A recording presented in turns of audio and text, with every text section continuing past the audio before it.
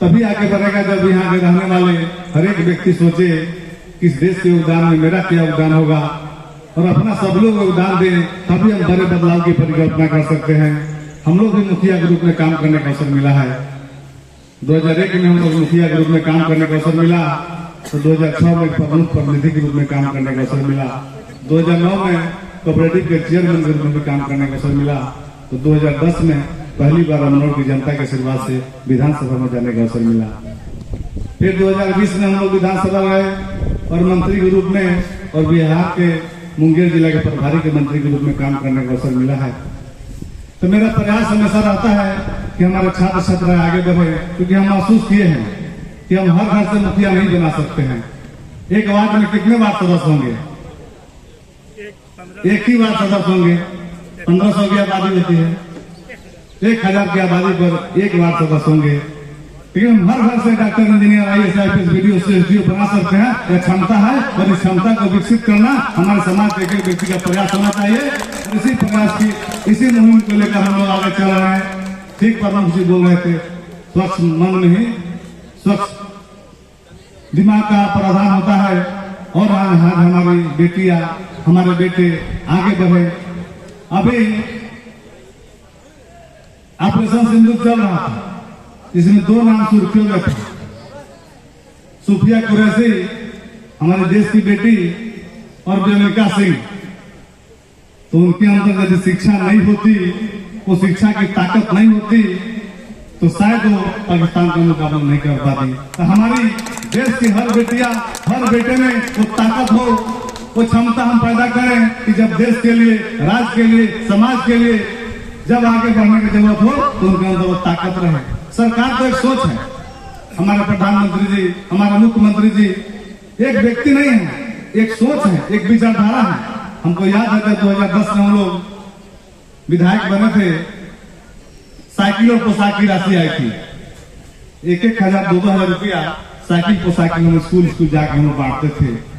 लोग को लगता हुआ उस पोशाक और साइकिल की राशि है 1 रुपया है 2,000, तो उसे हम रुपया नहीं मानते। वो बड़े बदलाव का एक संकेत था कि एक रानी की बेटी और एक नेता रानी की बेटी भी एक ड्रेस में जाएगी। उन्होंने हिम्मत दिया और ताकत दिया, उन्हें हिम्मत दिया पढ़ने का।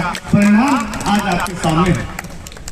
आज हमारे स्कूल में बच्चों की संख्या बढ़ गई है। उसी तरह खेलो इंडिया, जो प्रधानमंत्री जी का, मुख्यमंत्री का सोच है कि हमारे बच्चे हर क्षेत्र में आगे बढ़े, यह बहुत बड़ी सोच है।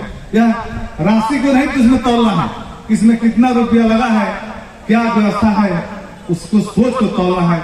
हर घर बिजली पहुंचे, हमारे मुख्यमंत्री जी का सपना था, हमारे प्रधानमंत्री का सपना था, आज हर घर पहुंचा। पहले हम लोग छपरा से आते हैं, पटना में बिजली जलता था और छपरा में हम लोग देखते थे पटना से उस पार बिजली जल रहा है। यह एक रूपता नहीं थी, एक समानता नहीं थी। उनके अंदर सोच थी कि हर घर बिजली पहुंचे, बड़ा छोटा भेदभाव मिटे। आज सबका साथ, सबका विकास, सबका विश्वास के साथ हम लोग आज इंजीनियरिंग कॉलेज, बिहार का इंजीनियरिंग कॉलेज, देश का सबसे कम पैसे में पढ़ाई करने वाला इंजीनियरिंग कॉलेज है। देश में बिहार में जितनी फीस ली जाती है उतनी कम फीस देश के किसी इंजीनियरिंग कॉलेज में नहीं है। यह बिहार की देन है। हम गए थे छात्रावास में, बच्चे को शिकायत कर रहे थे, ये कुछ कमियां हैं, हमने उसे सुधारने का कोशिश भी किया। उन बच्चों को हमने बताए हैं कि सुविधा, प्रतिभा किसी सुविधा के मोहताज नहीं होती। प्रतिभा किसी सुविधा के मोहताज नहीं होती। आपके अंदर प्रतिभा है तो उस प्रतिभा को निखारना है, आप उसे निखारिए।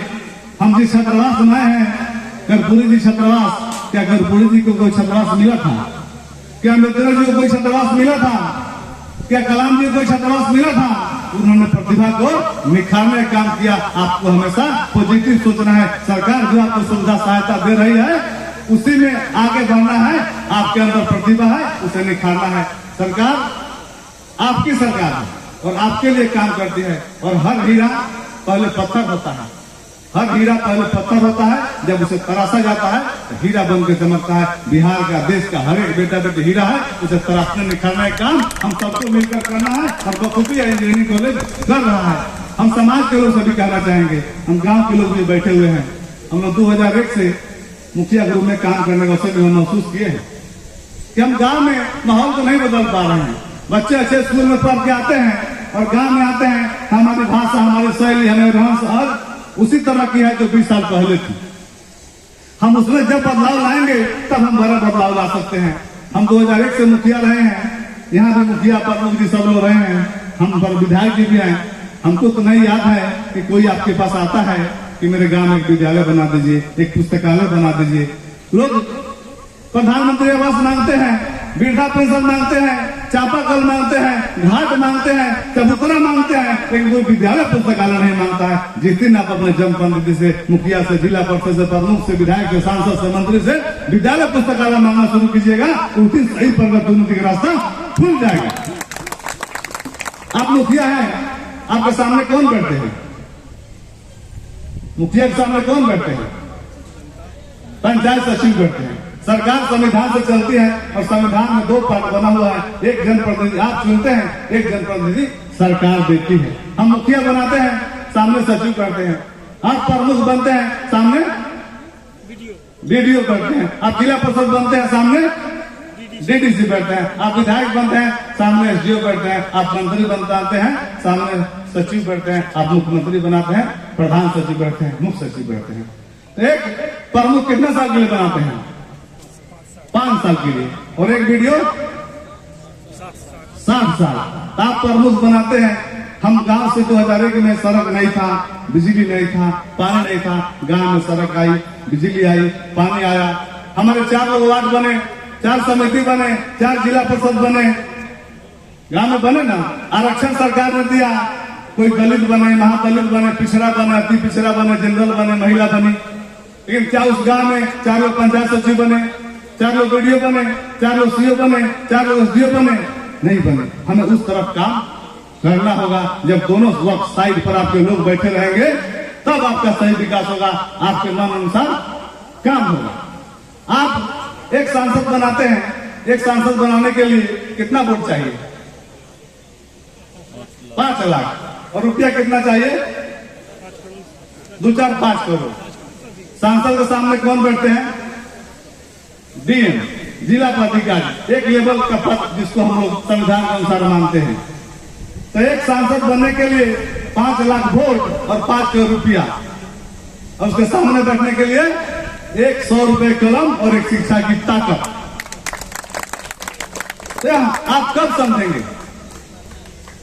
इस बात को आप समझना होगा कि शिक्षा से बड़ा हथियार कोई नहीं है, और शिक्षा के तरफ से ही हम बड़ा बदलाव ला सकते हैं। और प्रत्येक घर से हम आगे बढ़कर शिक्षा को अपनाएं। हम अपनी प्राथमिकता तय नहीं कर पा रहे हैं।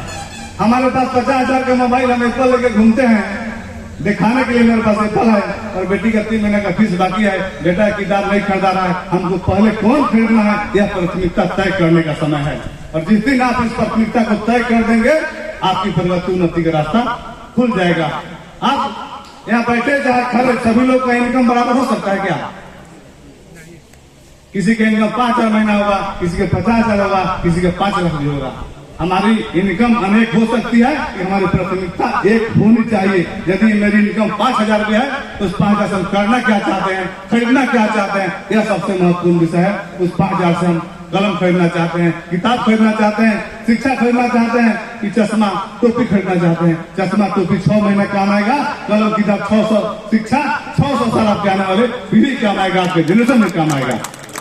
और हम अभी यूपीएससी की परीक्षा हुई थी, एक रिजल्ट आया, हम अखबार में पढ़ रहे थे, एक भैंस चलाने वाला व्यक्ति यूपीएससी में पास किया। शायद आप लोग भी अखबार में, टीवी में देखे होंगे, बच्चे देखे हैं ना आप लोग? राजस्थान में या भारत में उनका कोई एफआईआर नहीं लिया।